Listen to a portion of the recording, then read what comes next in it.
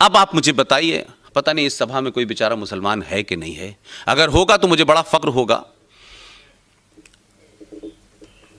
जरा उनसे पूछें कि कुरान मजीद में लिखा हुआ है कि नहीं लिखा हुआ है।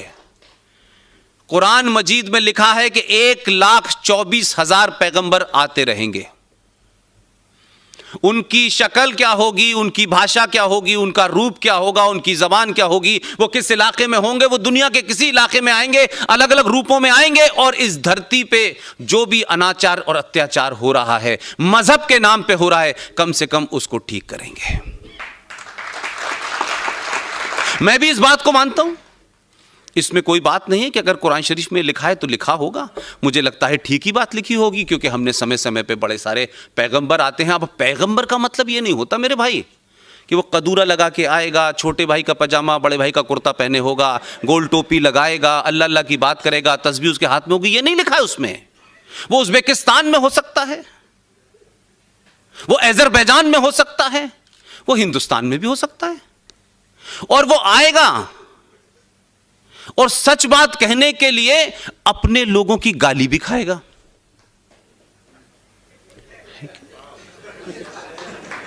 तो भाई गलती से अगर वो आ गया है 2014 में,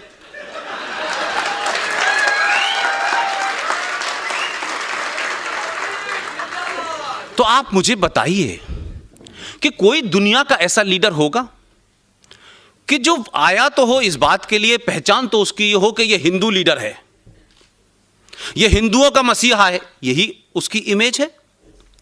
लेकिन इस सब के बावजूद कि इस देश में 2-2 वोट लेने के लिए लोगों की विचारधाराएं बदल जाती हैं, स्लोगन बदल जाते हैं, लोग मंदिर जाने लगते हैं, लोग मस्जिद से दूरी बना लेते हैं, लोग मंदिर में चले जाते हैं, लेकिन उसके बावजूद भी अब अगर मैं उसको कहूं पैगंबर है तो लोगों को बुरा लग जाएगा।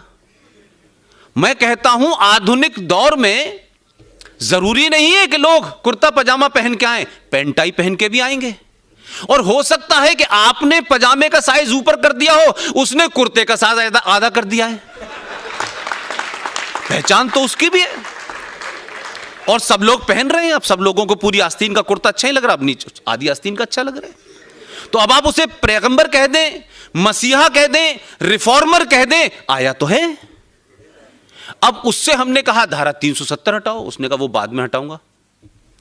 पहले मुझे इस देश में 40-50 करोड़ जो मुसलमान हैं, जो मुसल्लत ईमान है, जिनका कंप्लीट ईमान है, कोई बेईमान नहीं है उसमें, सब 100% अल्लाह के मानने वाले हैं, कुरान और हदीस के रास्ते पे चलने वाले हैं, 5 वक्त की नमाज पढ़ते हैं, अल्लाह को याद करते हैं। ऐसे बंदे भी लिखी हुई किताब में जो बातें नहीं हैं उसको कर रहे हैं। पहले मैं इनसे कहूंगा ये झूठ फरेब मक्कारी जो तुम कर रहे हो तलाक के नाम पे, कि ये फटाफट तलाक तुमने निकाला है जिसको तलाक बिद्दत कहते हैं, ये गैर इस्लामिक है, इसको बंद करो। ये काम कोई मसीह ही कर सकता है।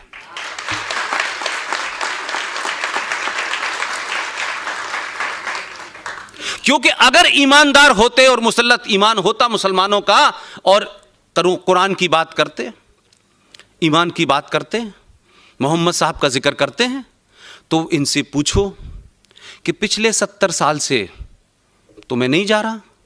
आपको याद होगा 1984 में मोहतरमा भारत की वजीर आज़म इंदिरा गांधी का कत्ल हुआ था, और उनकी लाश के बाद 2 महीने में चुनाव हुआ, और उस वक्त उनके साहबजादे जनाब राजीव गांधी जी भारत के वजीर आज़म बने।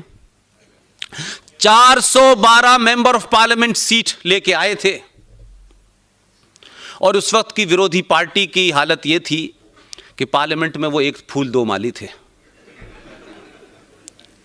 उस 412 सीट लाने वाले इतनी मजबूत सरकार ने 1985 में एक गरीब 70 साल की औरत, 70 साल की औरत, एक पढ़े लिखे वकील की बीवी थी,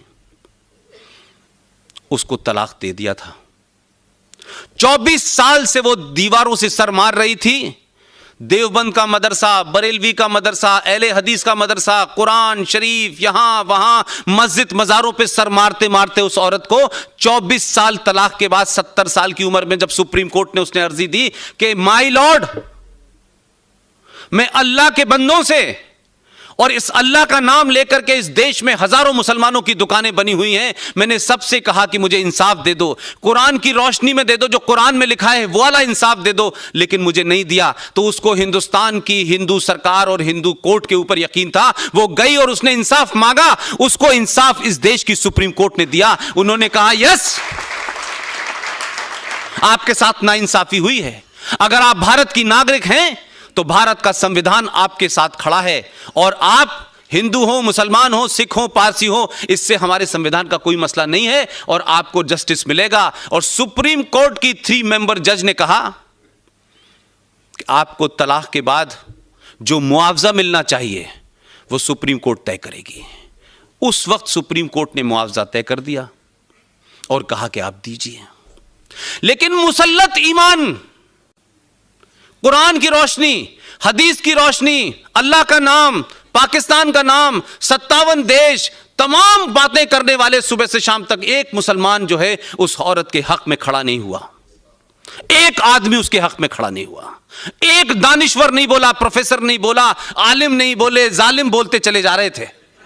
लेकिन क्या हुआ, इस भीड़ तंत्र ने और उस वक्त की सत्ताओं के वोट बैंक ने उस सुप्रीम कोर्ट के फैसले को 412 सीटों से जीती हुई सरकार ने फैसला बदल दिया, क्योंकि वो जिहादियों के साथ, दंगाइयों के साथ खड़े हुए, एक औरत के साथ सरकार नहीं खड़ी हुई। और आज उसका नतीजा यह है कि 1985 से, जरा समय जोड़िए कितना निकल गया, सेकुलर सरकारें थी।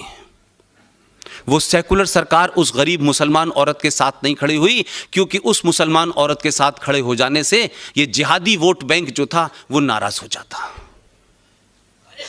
ये गट्स चाहिए आपको कि आप भारत के प्रधानमंत्री हो, शपथ लेके भारत के संविधान में आप अगर वहां गए हैं तो उस शपथ का कुछ भरम रखिए, उस शपथ की कुछ इज्जत रखिए। इसके बावजूद भी इस सरकार के प्रधान सेवक और प्रधानमंत्री के ऊपर आरोप बहुत लगे हुए हैं, लेकिन उसने कोर्ट की चिंता नहीं की, उसने पार्लियामेंट की चिंता नहीं की। 3 बार 3 तलाक का ये जो धंधा चल रहा था मौलवी और मुल्लाओं का, इसको ऊपर ऑर्डिनेंस लाया और कहा कि ये नहीं होने देंगे।